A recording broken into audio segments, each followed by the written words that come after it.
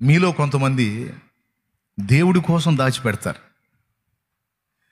భర్త ఏదన్నా ఇంట్లోకి అవసరాలకు తీర్చుకో, ఆ పిల్లలకి ఏదన్నా ఖర్చు పెట్టు అని ఎంతో కొంత ఇంట్లో ఇస్తూ ఉంటే కొంతమంది ఆడవాళ్ళు దేవుడి కోసం ఒక డిబి పెట్టుకొని పాపం వాళ్ళు దాచిపెడతారు. ఎందుకంటే వారికి దేవుని పట్ల ప్రేమ. కొంతమంది పురుషులు కూడా ఉన్నారు, భార్య భర్త ఇద్దరు కలిసి మాట్లాడుకొని, ఇదిగో దీన్ని దేవుని కోసం మనం భద్రపరుద్దాం, దీన్ని దేవుని కోసం మనం దాద్దాం, ఇది తీసుకెళ్ళి మనం పరిచర్యకి ఇచ్చి దేవుని కొరకు ఏదన్నా మనం చేసిన వాళ్ళం అవుతాం అని భార్యాభర్త ఇద్దరు దేవుణ్ణి ప్రేమించిన వాళ్ళై దేవుడు మన కోసం దాచిపెట్టినట్టు దేవుని ప్రేమించే భక్తిపరులు దేవుడి కోసం కూడా దాచిపెడతారు. దేవుడు ముచ్చట పడతాడు అవి చూసి. వీళ్ళకున్నదే కొంచెం, ఆ కొంచెంలో నాకు, నా పరిచర్యకు, నా పిల్లలకు తోడ్పాటు కోసం దాచిపెడుతున్నారని ఆయన ముచ్చట పడతాడు. అలా దేవుణ్ణి ప్రేమించి దేవుని కోసం దాచిన అనుభవాలు మీరు ఎంతమందికి ఉన్నాయి? చేతులు ఎత్తండి, ఇట్లా గల్దించండి. అదిగో ఎంతమంది ఉన్నారో చూడండి. వీళ్ళందరి హృదయాల్లో దేవుని పట్ల ప్రేమ అంటే చేతులు ఎత్తనోళ్ళకి లేదా అంటే కాదు, ఉందిలే. కానీ కాకపోతే ఈ ఆలోచన చేయలే, ఏదో జేబులో ఉన్నదాన్ని తీసుకొచ్చి ఆ సన్నిధిలో ఆరాధనప్పుడు వేయటం పాపం వాళ్ళు అంతవరకే. కానీ ప్రత్యేకంగా ఇలాగ మనం దేవుని కోసం దాచిపెడదాం అనేటువంటి బాపత అయితే వాళ్ళకి ఉండకపోవచ్చు. కానీ కొంతమంది చేతులు ఎత్తారు అంటే ఫ్యామిలీ మాట్లాడుకున్నారన్నమాట. కొంత మనం దాచాలి, దాన్ని భద్రపరచాలి. కొంతమంది మీటింగ్స్ కోసం దాచిపెడతారు, కొంతమంది సత్యదర్శన పుస్తకాల కోసం దాచిపెడతారు, కొంతమంది పరిచర్యలో ఉన్న అవసరాల కోసం దాచిపెడతారు. నేను చూశాను చిన్న చిన్న పిల్లలు వాళ్ళకి కొనుక్కోండిరా అని డబ్బులు ఇస్తే తల్లిదండ్రి కూటాలలో ఇవ్వాలి. కూటాలలో ఎన్నో ఆత్మలు రక్షించబడతాయి, ఎంతోమంది నరకం నుంచి కాపాడబడతారు కనుక ఆ ఏర్పాటు కోసం ఇవ్వాలని కూటాలు ప్రకటించగానే చిన్న చిన్న డిబ్బీలు తీసుకొచ్చి ఇచ్చిపోతూ ఉంటారు. ఇక్కడ వాళ్ళు దాదాపు సంవత్సర కాలం దాచిపెడతారు అట్ని. నేను చెప్తున్నాను, వాళ్ళ బహుమానం గొప్పది. ఆ పసిగుండెల్లో దేవుని పట్ల ప్రేమ. బహుశా తల్లిదండ్రులు దేవుణ్ణి ప్రేమించే వాళ్ళు అయితేనే పిల్లలకి అలాంటి ప్రేమ వచ్చింది. కనీసం తల్లో తండ్రో ఎవరో ఒకళ్ళు భక్తి కలిగిన వాళ్ళు అయి ఉంటేనే ఆ మనసు బిడ్డలకు వచ్చింది. మొత్తం మీద అలాగా పిల్లలు కూడా దేవుని కోసం దాచేవాళ్ళు ఉంటారు. ఇలా కొన్ని దాచటం మంచిది. ఇందాక చెప్పాను, కొంతమంది చేసిన తప్పులను కొంతమంది దాచిపెడతారు. ప్రేమ తప్పిదాలను దాచిపెట్టిద్దట, ప్రేమ దోషములను కప్పిద్దట. కప్పుట అంటే దాచుట. కొంతమంది ప్రేమ కలిగిన వాళ్ళు కుటుంబాల్లో జరిగినటువంటి ఎవరి ద్వారానైనా తప్పులు జరిగితే వాళ్ళు దాచిపెడతారు, బయటికి చెప్పరు. ఎందుకు? గొడవలు అయిపోతాయి, కొట్లాటలు అయిపోతాయి, విడాకులు అయిపోతాయని కొన్ని ఇష్యూస్ని దాచిపెడతారు. దాచిపెట్టి కాపురాలను నిలబెట్టినోళ్ళు, కుటుంబాలని కట్టినోళ్ళు, జీవితాలను దిద్దినోళ్ళు బోల్డంతమంది ఉన్నారు. అట్లా కొన్నిటిని దాచిపెట్టడం మంచిది. కానీ కొన్ని దాచిపెట్టడం మంచిది కాదు. బైబిల్ గ్రంథంలో దాచిపెట్టిన వాళ్ళ గురించి, కొంతమందిని గురించి నేను మీకు గుర్తు చేస్తాను. యెరికో పట్టణాన్ని వేగు చూడటానికి పోయినప్పుడు యెహోషువ గ్రంథంలో యెరికో పట్టణాన్ని వేగు చూడటానికి కొంతమందిని పంపించినప్పుడు ఆ వేగుల వారిని యెరికో వాళ్ళు గుర్తించి వెంటాడతారు. రాహబు అను వేశ్య వీళ్ళని తన ఇంట దాచిపెట్టింది. వాస్తవంగా ఈమె యెరికోకు సంబంధించిన వ్యక్తి. పట్టణపు ప్రాకారం మీద ఉంటుంది, ఆమె వేశ్య అని స్పష్టంగా రాసుంది. బాగా వినాలి, ఆమె వేశ్య అని రాస్తుంది. డైరెక్ట్గానే రాశాడు, రాహబు అను వేశ్య అన్నాడు. ఈమె వేశ్య ఎందుకయిందో మనం రేపు అక్కడికి పోయినాక అడుగుదాం, అక్కడ చెప్పిద్ది మనకి. ఎందుకంటే ఆమె కూడా విశ్వాసుల జాబితాలోకి చేర్చబడింది. ఇప్పుడు కొంతమంది అక్రమ మార్గాల్లోకి వెళ్తారు. ఏ కారణం చేత వెళ్తారంటే శారీరక వాంఛలు తీర్చుకోవడానికి దురాశకులు ఉన్నాయి. కొంతమంది ఈ అక్రమ సంబంధాల్లోకి వెళ్తారు దురాశను బట్టి. కానీ కొంతమంది ఇలాంటి జీవితాల్లో జీవించే వాళ్ళని ప్రశ్నించినప్పుడు వాళ్ళు నాకు ఇచ్చిన సమాధానం నా కంట తడి, అంటే నేను కన్నీళ్లు పెట్టుకునేటట్టు చేసింది వాళ్ళు ఇచ్చిన సమాధానం. నేను యవన ప్రాయంలో ఉన్నాను, నాకు 3 పిల్లలు ఉన్నారు. అత్తింటి వాళ్ళు కానీ పుట్టింటి వాళ్ళు కానీ ఎవరు నన్ను ఆదరించే వాళ్ళు లేరు. చిరుప్రాయంలోనే భర్తను కోల్పోయాను. పిల్లలు అమ్మ అనే ఆకలి అని అడుగుతుంటే ఆవేదన పడ్డాను. నాకు ఆకలైనా నేను తట్టుకుంటాను, పస్తులతో అవసరమైతే చచ్చిపోతాను, ఇబ్బంది లేదు. కానీ నా కడుపును పుట్టిన పిల్లలు అమ్మ ఆకలి అంటే తట్టుకోలేకపోయాను. అన్నా, ఆ బిడ్డల ఆకలి తీర్చడానికి నేను తప్పుడు మార్గానికి తలంచాల్సి వచ్చిందన్నా అని ఏడ్చిన వాళ్ళు ఉన్నారు. పాపంలో జీవించే ప్రతి ఒక్కరూ శరీరం కొవ్వెక్కి పాపంలో జీవిస్తున్నారు అనుకోవద్దు.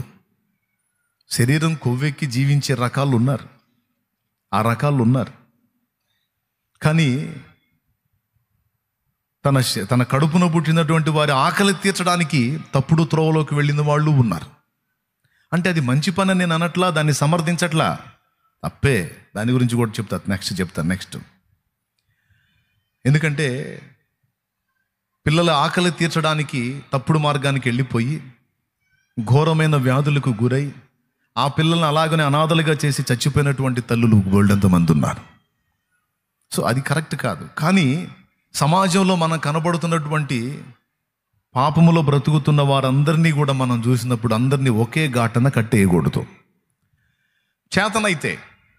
చేతనైతే ఒకవేళ వాళ్ళు దీన స్థితిలో ఉండి అలా తల వంచి అలా తప్పుడు మార్గానికి వెళితే నీ చేతనైతే నువ్వు చేయదగిన సహాయం చేసి ఆ తప్పు ఆ మనిషి చేసే అవసరం లేకుండా చెయ్యి, నీకు దమ్ముంటే.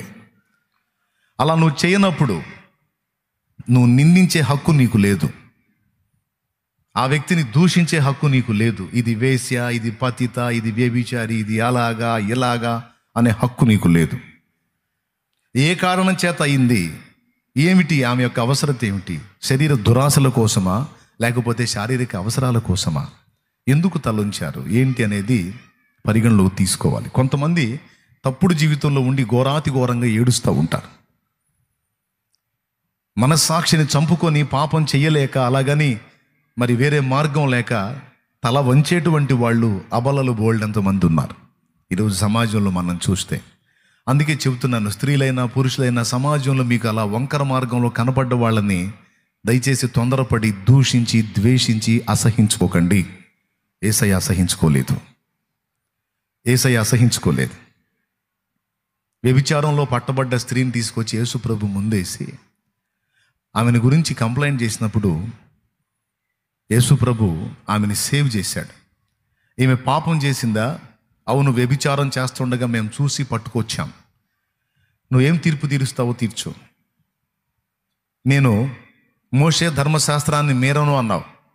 మోషే ధర్మశాస్త్రం వ్యభిచారము చేసే స్త్రీని రాళ్లతో కొట్టి చంపమనుంది. అలాగే పాపిని క్షమించి కరుణిస్తాను అన్నావు, పాపములు క్షమిస్తాను అన్నావు. మరి ఈ పాపిని ఎట్ట క్షమిస్తావు? ఒకవేళ క్షమించావా ధర్మశాస్త్రం మీరినట్టయిద్ది.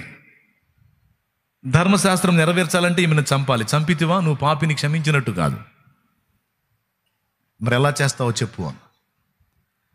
అప్పుడు యేసుప్రభు అన్నాడు, ఈ పాపం చేస్తే నిజంగా శిక్షార్హురాలే గనుక మీలో పాపము చెయ్యని వాడెవడో, ఏ పాపము నా దగ్గర లేదు అన్నవాడెవడో వాడు ముందు రాయేయండి అన్న.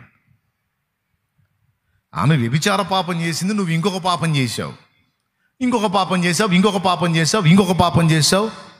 నువ్వు కూడా పాపివే. ఆమెకు దగ్గర పాపం ఆమె దగ్గర ఉంటే నీకు దగ్గర పాపాలు నీ దగ్గర ఉన్నాయి. కాబట్టి నేనే తప్పు చేయాలా, నేనే పాపం చేయలేదంటే ఈ రాయి నీ సంగతి నేను చెప్తానని ఆయన నేల మీద ఏమో రాయిచుండెను అని రాస్తుంది. యేసు ప్రభుతో చతుర్లు కాదని వాళ్ళకి తెలుసు. దేవునికి స్తోత్రం.